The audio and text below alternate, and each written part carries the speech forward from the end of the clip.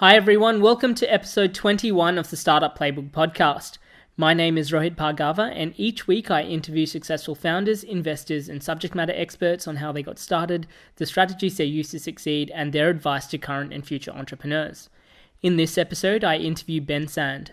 Ben is the co-founder and former co-CEO of augmented reality headset startup Meta, which to date has raised over $100 million.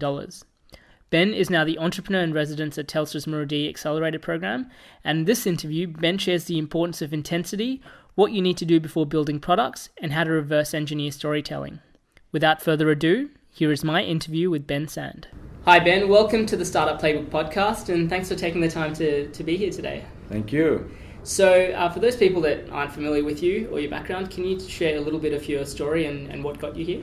Sure. So I'm originally Australian. I grew up Sydney, Canberra. Spent most of the last 4 or 5 years in Silicon Valley. And I went through the Y-Combinator program in 2013. And the company that I co-founded there went on to raise the largest Series A of any company that's announced their raising of 1,200 that went through YC. And it's building augmented reality, holograms. The computer that you've seen in Iron Man. So exciting company.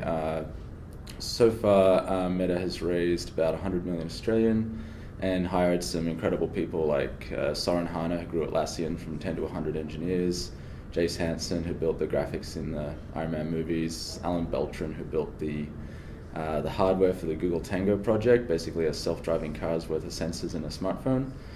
So really, interesting stuff. The Meta 2 launched on stage at TED earlier this year. I actually finished up at Meta a bit before that, in December of last year. The company's still growing really strong though, and really proud of the foundation that we've put together there. Fantastic. So you recently moved back to Australia. What have you seen as some of the differences between what's kind of the ecosystem is like in the US compared to what you're seeing? Sure, yeah. It's an interesting word. I mean, people don't refer to it as an ecosystem over there. I think it's a lot more dog-eat-dog. I think the biggest difference would be intensity. Just people are just way more... Not only do they work longer hours, they are much quicker to make judgments and much more purposeful about every second that they spend because the competition is so just intense. I think also the confidence, I think that's more of a cultural thing. Australians tend to talk themselves down, and so they don't seem as serious when they go over there, even though they may actually have something quite compelling.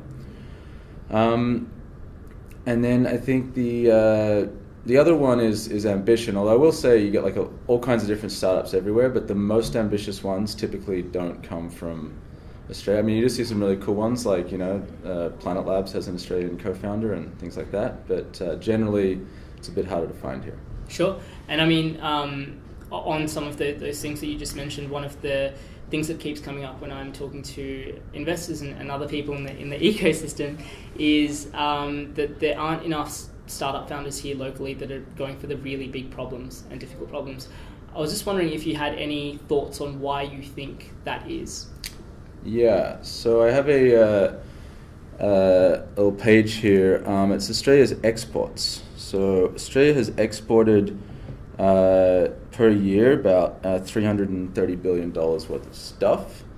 And I probably won't surprise you that much to know that most of that stuff has nothing to do with technology. In fact, the top 10 items have nothing to do with technology. So we have number 1, iron ore, that's 20% of our exports, 66 billion. Number 2 is coal, that's 37 billion.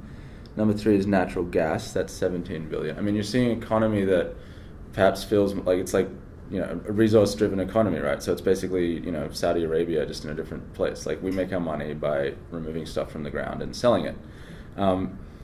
Higher education does get in there with $17 billion, but that's mostly just sort of selling kind of bulk-produced degrees to people in China. And I don't think anyone who sort of spends a lot of time in universities in Australia would necessarily fight me on that view. I mean, I don't think we're exactly selling a little bit controversial to say this, but the world's best education product when it comes to that. I think we're selling something that we can sell.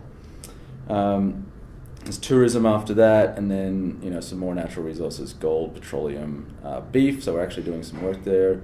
Back to aluminium, and then wheat. All right. So we're not exactly making a whole lot of stuff that feels very future driven, and a lot of our lifestyle is kind of. I think there's this sense that people go about their lifestyle here, and they do some work and they get some money, and there's this really high minimum wage that's sort of enforced, and they feel like the work they do, they feel like in fact they're probably not even getting all that they deserve for the work they do. Whereas if you took away the artificial kind of minimum wage and you took away all these exports, probably wouldn't even get a tenth of what you're actually getting for the work that you do. The work that the average person here does is not worth what they're getting. It's distorted artificially by these resources and by the minimum wage that's applied to a lot of jobs. And as a result, I think that people don't necessarily feel this massive pressure to go out and do much. Like, why take a risk? Why take a risk when there's union-protected, resource-funded jobs to, the worst that can happen is like not that bad here. You've got all these safety nets and, yeah.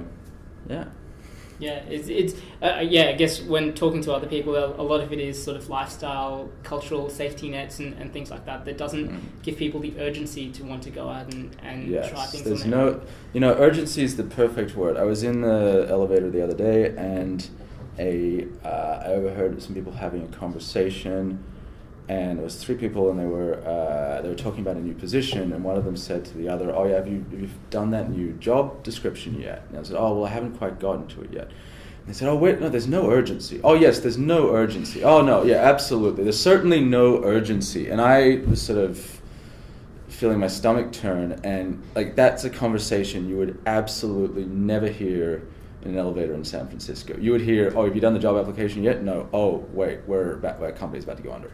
"Right, you need to get on that." Like, that would be the how it works there. And I think that, I guess what I want to say is that a lot of what goes on here is almost the theater of doing work and not the actual doing of work. It's like, well, if I turn up to an office and I go to some meetings and I, write some reports, then work has been done. And I know work has been done because I got paid for it. It's like, no, you got paid because we sold some iron ore to China, and you went through the motions of doing work, not because your work had actual real market value at what you're being paid for it. And that is a huge distortion, and I don't think people realize it. And I was thinking about what actually makes people extremely successful or extremely impactful. And I think it's being stubborn about the right things and being not stubborn about the right things. Like, what are you going to be stubborn about? If you're stubborn about lifestyle, if you're stubborn about using committees to make decisions, you're not going to have an impact. If you're stubborn about fighting to change the world, if you're stubborn about your vision but extremely flexible about your short-term tactics, then you're going to have a much better shot. And if I had all the answers to this, then I think, I'd be personally a lot more effective. But I have some of the answers, and I've been somewhat effective because of that. And I'm still figuring out the rest of them. Sure. Do you think that there's anything that can help instigate that change over here locally? I think being face-to-face with real problems in the world is probably the best way to get a drive to do something about them. And I'm talking mostly about the kind of fundamental problems, not the kind of resource movement problems. So what I mean by that is, curing diseases, seeing the effects of those diseases not being cured. Like, that's, like fundamental sort of problems. Like, that's the stuff that we now have the time to go and focus on, but we spend most of our time inventing a tastier form of coffee, which I understand is a sacrilegious thing to say in Melbourne, but I'll take my chances. Sure. So I guess then kind of going back to your own story and with Meta specifically, how did that kind of come together? Sure. So the reason that Meta exists is because digital technology is driving people apart. So right now, we spend an increasing amount of time, technology of course, and it's amazing to actually realize just how much of your brain your phone takes over. I mean, you think of it as, sure, people are using them all the time, and you think, oh yeah, well, people got them all the time, but they're not that big, they're not really occupying that much of my life. The reality is our visual systems are tuned such that the area of the phone actually has pretty much the majority of your visual system taken up with it. Like outside the actual area of the phone, you have very few photoreceptors in your eyes. So you're actually consuming the majority of your visual input just by looking at a phone, and your visual system is 1/3 of your brain. So you're essentially consuming all your input, or most of your input when you look at a phone. You're most of the way to virtual reality already. And while you're doing that, you're not looking at other people. You're not interacting with other people. You're doing it in this very disconnected way that is, you see kids now, and they don't sit in the living room and play Lego with their families. They sit in bed, hunched up with an iPad, and they put the doona over their head, and they play Minecraft. They basically made their own little virtual reality there in the bed. The only thing they see is the Minecraft screen. And they're, Minecraft's not even the worst game out there, but it's like that they've just disappeared into that universe and they've lost contact with humanity. And that is why Meta exists, because when you put on a completely clear pair of completely clear headset, which will ultimately be the format of sort of lightweight glasses, when you put something like that on, when you can actually make eye contact with other people, and when you're both looking at the same digital content, so you have virtual Lego blocks on your table and you're both interacting with them, you're back in the real world with real people. Digital content's great. Not saying the digital world is bad, but saying the way it kind of takes over from real human interaction is a serious problem, and that is why Meta exists. Sure. So when you initially came up with the concept or what the problem that you were trying to solve, what were the first steps that you took towards making that a thing? Sure. So the concept was probably first come up with by a guy by the name of Pranav Mistry, who created a product that was seen in a TED Talk called The Sixth Sense. And Myron, who's the CEO of Meta, wanted this product to exist and was waiting for it to exist, and it didn't happen. And it's like, well, okay, then let's get it done. And so I think probably the most important lessons from the early stages of building Meta were to not overbuild anything. The first prototype of Meta was essentially a Epson Moverio BT100 set of glasses with a Soft Kinetic DS325 camera. So two essentially off-the-shelf products that came in boxes that were attached together with a bit of sort of custom prototype software written for them. And that combination of existing products with some demo software was compelling enough to raise millions of dollars in funding and to get many exciting people to join the team.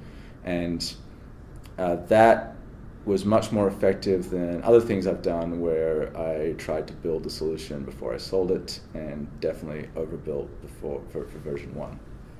Sure. Yeah, so on that's a very common thing that I think happens here locally is people or generally just in the startup space, they try and overbuild the solution and think about all of the features that they want to add on, and talking about MVP without really understanding what an MVP is. Yes. How do you kind of draw the line, especially when you're trying to create something that is potentially so big? How do you draw that line of this is the very first iteration of that product that we want? Okay, so I have a sort of a simple sequence to help illustrate that. It's first pitch, right? Then prototype, then sell, then build. So I'll break that down. So the first thing to do is go out and get people excited about what you're doing. Your first thing that you make should be a TED Talk, a pitch, to get people excited, and it's good enough when someone valuable will join you for free. All right, and you must not make anything until you have done that. If you cannot excite someone whose time is worth being involved with just from the content that you're talking about, then you need to change what you're doing. All right, so the first thing is the pitch. Now, once you've done that, it's time to make a prototype so people could actually see like what you're planning to offer. And it's very important this prototype is not able to solve any problems at all. All right, you cannot get it. This is not a minimum viable product. All right, this is way before that. This is, a duct tape mock-up. Don't 3D print anything, like carve it out of cheese. Like do not make anything. Do not spend any money. Use the stuff you have lying around the house. Ideally, don't write any code. Like just draw it up, right? Just like a simple mock-up, a sketch. And then off the back of that, you need to get someone to give you money. You need to then sell. That's step 3. And this isn't about selling something that doesn't exist. It's about if you cannot, with your idea and with an explanation of what a product might look like, convince 1 in 100 people. Not everyone's going to buy it. That's the other real serious lesson here. That only 1 in 100 people or less are going to actually buy it. But if you can't get one crazy person out there to give you money just based on the strength of your pitch and the explanation of what the product will look like, then you're building the wrong thing. Now, once you've got some of their money, only then are you allowed to go and build it. All right? And you deliver it to people who you're convinced are going to give you an extremely high review, an NPS of 9 or 10 for, well, we'll go into percentages later, but basically a 9 out of 10 on the scale of would you recommend this to someone else, all right? And they're the only people who are allowed to get your product. So you keep going and you keep building, whatever, awful version of your product will get that. So that's the sequence, right? First pitch. When you've got someone valuable to join your team, then prototype. Then off the back of your awful prototype, sell something. And when you've got some money, then go and build whatever you promised that person. All right. Do not build until that has happened. Do not build until you have money, actual money. Not I'll pay you money, or absolutely I would pay you 500. No. You actually need their actual money in your bank account, because people have 1,000 ways of saying no, and they only have one way of saying yes, which is to actually hand money over. And the catch is they're not allowed to be related to you. They can't owe you any favors. It has to be like a new person who is only interested in the value that awful first version product brings to their life. Absolutely. So one of the things that you mentioned, one of the first part of that process is trying to get someone to join your team for free. Yeah. How do you, I was reading an article about Meta and how you had sort of people who were formerly working at NASA and Microsoft leaving their companies and joining Meta at a very early stage. And similarly, one of the common questions that I see being posed by startup founders is, how do I find rockstar people, or how do I convince people to join my team? Yeah. Do you have any suggestions on how to find the right people for a startup? Okay. So you probably heard the whole Steve Jobs story of only get A players and all that. And you're like, sure, well, when I have $2 million, I'll get an A player, and then I'll get another $2 million and get another one. So it sort of seems unattainable, but it's not quite. So the way I approach it is I think about 3 different groups of people. One is basically famous experts, advisors, that kind of thing. Now, these are people who can be just very niche famous. They don't have to be globally famous. They can just be the most respected person in your extremely specific niche. All right, so that kind of, especially at the start, it's much more important to have those than broadly recognizable, sports people or something like that. So you want to get someone who's, niche famous, and you want to spend 6 to 12 months, which is typically what it takes, convincing them to come and join you. And by join, I mean basically be willing to have their name associated with you. And even if you just get them a few hours a month, that's fine. But you just have to get them associated. Now, at the same time, you want to be getting really high energy, unproven A players. Now, typically these people are going to be younger, but certainly no, ageism here. As long as that, basically they should have just boundless energy and the desire to make a massive impact. All right, that's the criteria. Now, those people will join you for next to nothing if you have an awesome vision, and they will join you en masse if you have any of those famous people associated with you. So you'll get a few at the start, just out of your connections, and then the rest will come based on the famous people joining. And then later on, once you've got 10 or 20 million bucks, you can then get seasoned veterans, A-player experience, and yeah, you'll still pay them below market rate, but below market rate for them is a couple of $100,000, right? Plus a good chunk of equity. You are not going to be getting these guys any sooner than that, because they won't join something that they're usually what they call sort of stage 2 people. So they're not the crazy people at the start. They are the more mature people later on who come in and scale things up. So that is the 3 classes of people and when to get engaged with them. So you get your superstars you're constantly trying to bring in, recognizing they're going to take 6 to 12 months.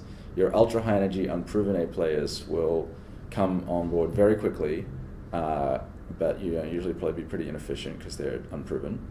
And then your super awesome proven A players you can only get when you have a ton of money later on.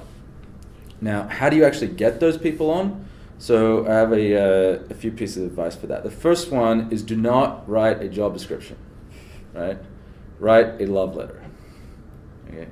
So what everyone does to start with is they go to all the best companies out there and they grab the similar job description and they clip the top piece of it off where it explains what the company is, and they put their own little bit in there, and then they list out all the job requirements. Stop doing that. Okay, don't ever do that again. You have to spend 30 or 40 hours on this. And before you say that's crazy, think about how many hours you're asking this person to spend on the company, all right? And how painful it's going to be if they're not a really good person, right? So it is absolutely worth your time to do this. Okay, so you have to write a love letter, and that goes something along the lines of, we are looking for a person who is like this today, who wants to get there tomorrow. And that means empathizing with them. Stop thinking about what you need to do and think about what they have achieved so far in their career and where they want their career to go, because that's your job. Your job is to get them there. And if you're not willing to do that, you're not going to get a high quality person to join your team. So you have to think about where their career is at now and where it's going. And that means a ton of empathy, which means sitting down and having conversations with people like them, the team members they'll be working with, for hours and hours and hours, and reading the stuff that they read, like really getting inside their heads. And if you're not going to do that, you're not going to be able to convince them that you can help them. Like one of the things that we found when hiring computer vision people was that we could talk about Iron Man and holograms and all the coolest things in the world as much as we wanted, but they had many cool opportunities in front of them. They had self-driving cars and medical diagnostics. They had all this stuff that they could do, right? What they really valued more than anything was the ability to be involved in the selection of sensors, because they spend, in a typical job, 80 to 90% of their time coding around the limitations of sensors, and only about 10% actually writing the algorithms which they are, dreaming of at night.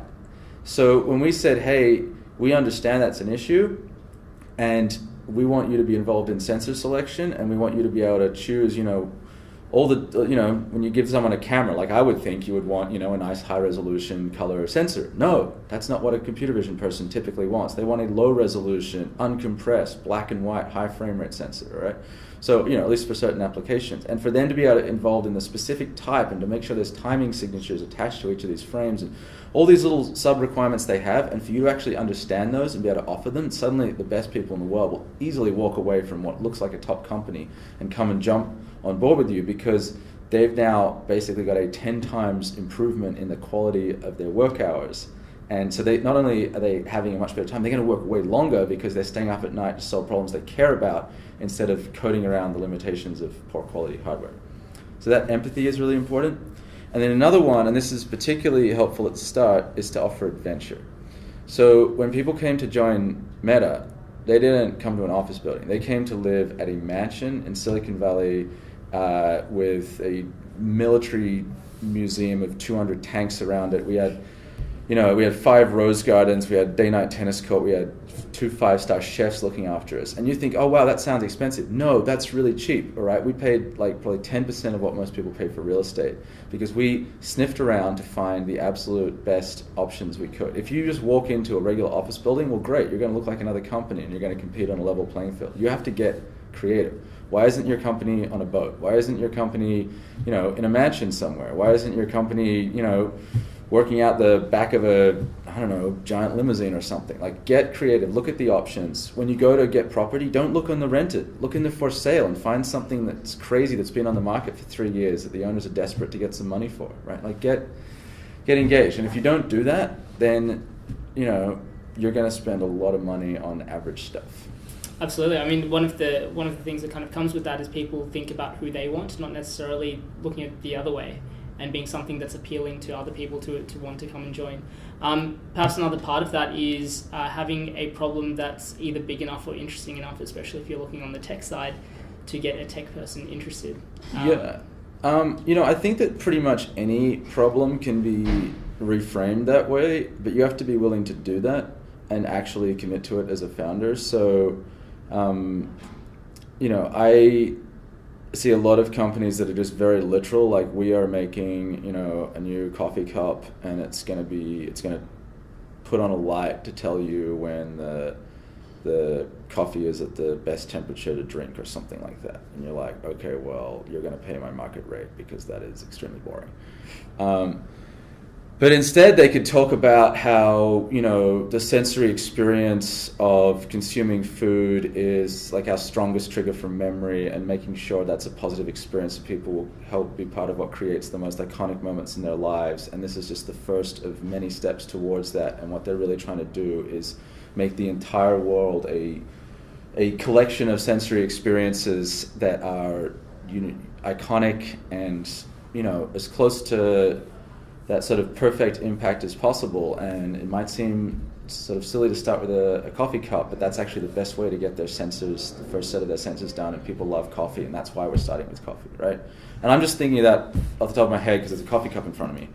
But that kind of transformation from the literal what we're doing today to like what this actually means for humanity and how it could change the world is critical if you want to attract people who are any good, and also if you want to attract people for less than their market rate, which when a fresh out of university kid in San Francisco can command like 200,000, 250,000 Australian dollars a year, like you're really going to need to find a way to change that if you want to get anyone decent with the money that you have. Absolutely. So part of that is obviously the storytelling aspect of what it is that your business is trying to solve.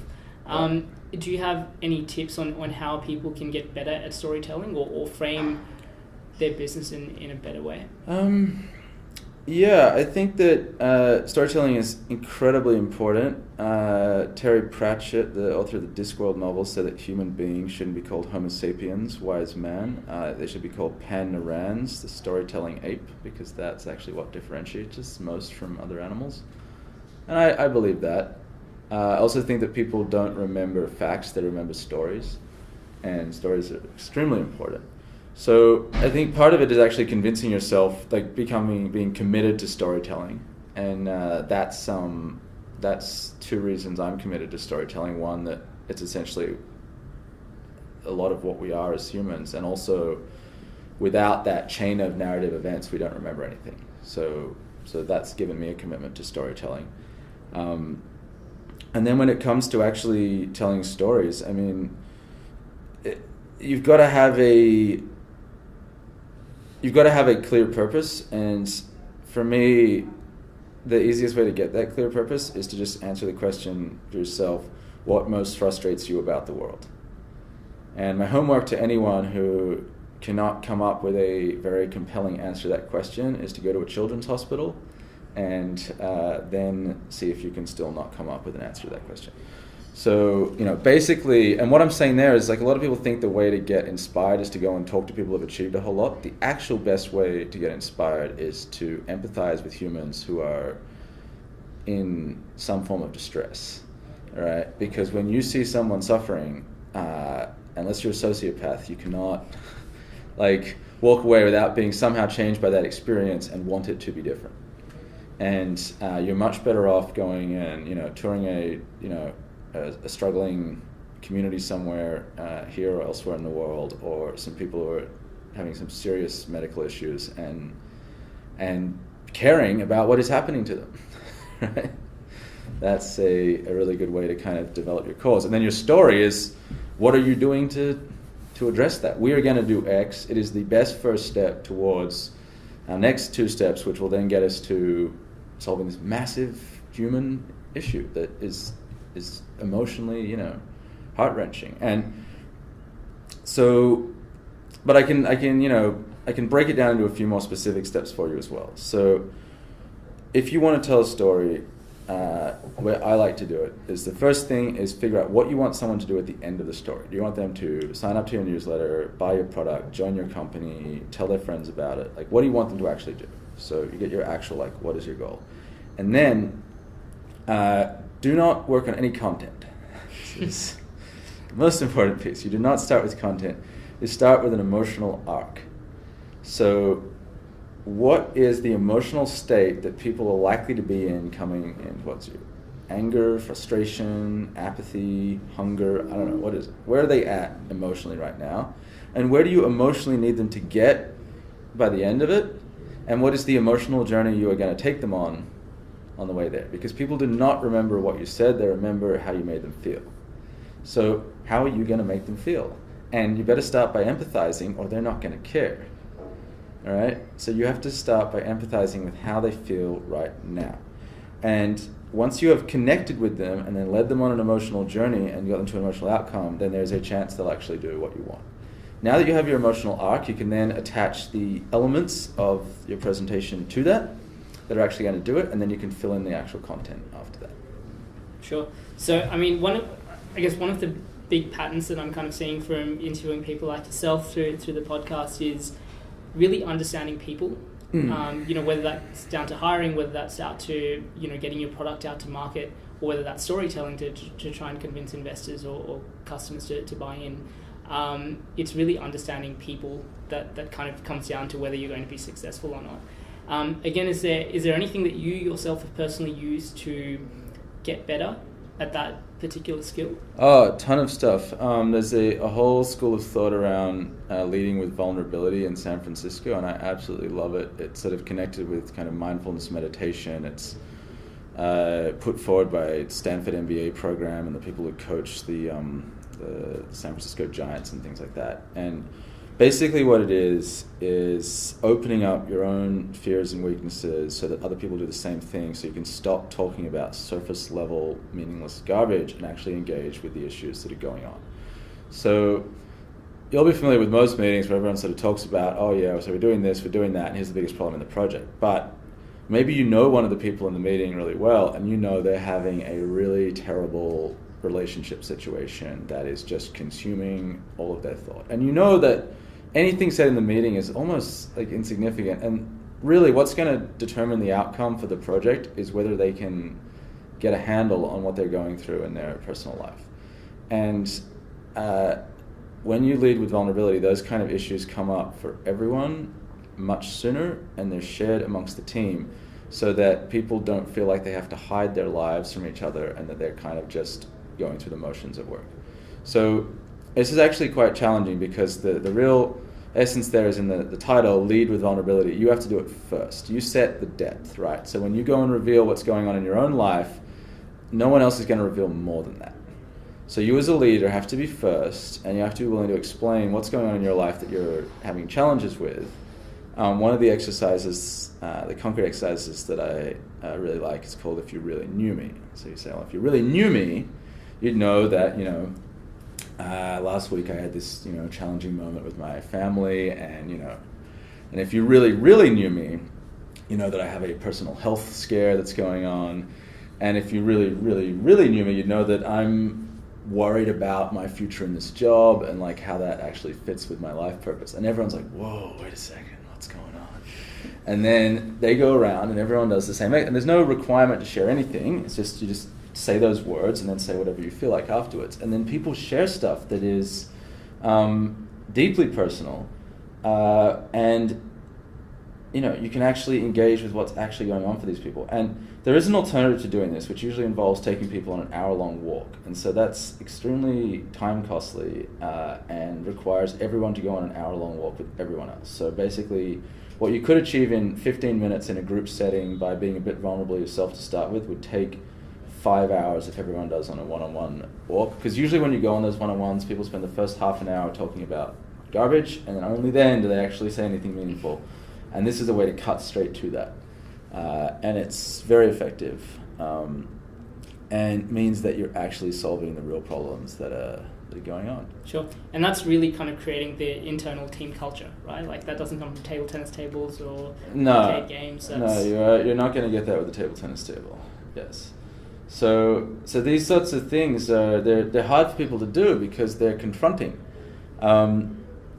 and you have to be very careful about doing them correctly so that they're not creating any issues. You really want to kind of go and do a bit of training with this and that sort of thing. But it is the difference between a team that's actually working around the clock on stuff that matters and is being real with each other about what's going on, and a bunch of people who are punching the clock and kind of just going through the motions. And that is the difference in my mind between anything useful getting done and nothing getting done at all. Absolutely. Mindful of your time, you do have to go off to a speaking engagement after this, but before you go, I just wanted to hear a little bit about your experience going through Y-Combinator and obviously your new role with Muru-D as well in Sydney. Sure. So going through YC was phenomenal, and I encourage everyone who's interested to apply to YC. And if you get in, it'll be some of the toughest few months of your life. It was very intense experience, and I think probably the most important thing to know is that whatever you think the value of it is, it's like worth 10 if not 100 times more than that, and it's very worth doing. So the connections, the network afterwards, are worth just their weight in gold, and you don't fully appreciate that until even a year or two later sometimes. Sure. Yeah. And you've got the new role at Muru-D as well, part of the Telstra Accelerator program. Sure, yeah. So I'm the entrepreneur in residence at Muru-D Sydney, and applications open they'll be open right now as of this podcast being live. And if you'd like some of the intense kind of change the world attitude being pushed on your startup and some of the tools that I've worked with, then please apply, and we'd love to have you. What are you looking for to go through the Muru-D program? What I'm looking for is people who can honestly say they want to have a greater impact than Elon Musk. And I don't mean that because I think that necessarily any of them will. I mean that he has not yet changed the world, and if you're not at least trying to beat him, then you're definitely going to fail. So you at least have to be open to the idea of creating a bigger impact than that, because that is the only thing that's going to create a meaningful change for the world. Absolutely. So Ben, thank you so much for your time. For anyone who wants to apply to the Muru-D program, how do they do that? muru-d.com. Perfect. And for anyone that wants to find out more about you, get in touch, follow what you're up to, what's the best way for them to do that? bensand.com. Perfect. Excellent. I'll make sure the links are up on the show notes. Ben, thank you so much for your time, for your insights today. That's been hugely valuable. You're very welcome. Thanks, Rohit. Thanks for listening to episode 21 of the Startup Playbook Podcast. You can find the show notes of my interview with Ben, along with a curated list of tools and resources for startup founders at startupplaybook.co. As always, you can join the conversation through our Twitter account. The handle is @PlaybookStartup. In episode 22, I interviewed Lee Jasper. Lee is the co-founder and CEO of Aconex, which provides cloud collaboration solutions for the global construction industry. Aconex completed their IPO in 2014 and now serves projects worth over $800 billion from its 41 offices worldwide and has a market cap of over $1 billion. In the interview, Lee shares his insights on why you need to have domain expertise to succeed, the ingredients of a compelling pitch, why good founders learn to let go, and his approach on when and how to expand internationally.